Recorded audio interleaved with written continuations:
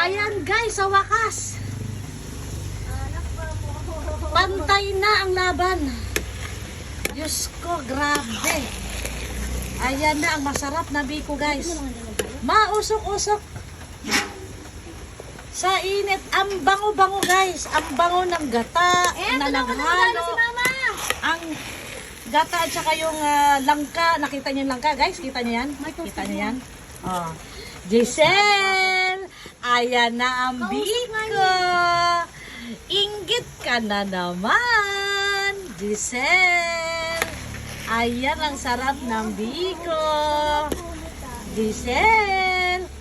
Alam niyo mga Superman, yung iniinggit ko si Giselle, yun yung future daughter-in-law ko.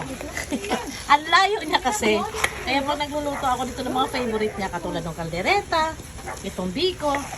So, hindi ko siya mabibigyan kasi ang layo niya. Ayan. Ngayon, iinggitin ko lang sa Giselle.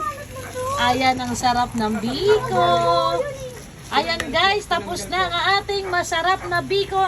At napakabango. Okay, tikiman na. Tikman mo nga, Jessica, kung tama na ang tamis. Wait lang. Toasted mo, ma'am. So, guys, oh, pulang-pula yung kamay ko. Oh. Grabe, oh. Ang sakit sa hawak ng sandok.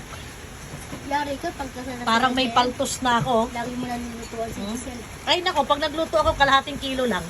Hindi katulad nito na 2 kilo, ay 3 kilo. Eh, kaya ako marami nagluto, namimili na ng kain. Bukas guys, yung kumari kong kapitbahay, bibigyan ko nito.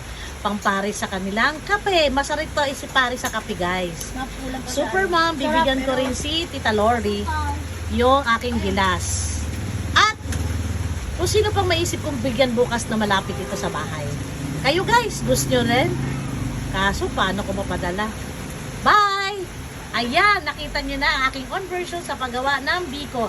Ganito lang ang gusto kong kulay sa biko guys. Ayan, light lang siya. Ayaw ko yung pulang-pula. Okay? Thank you!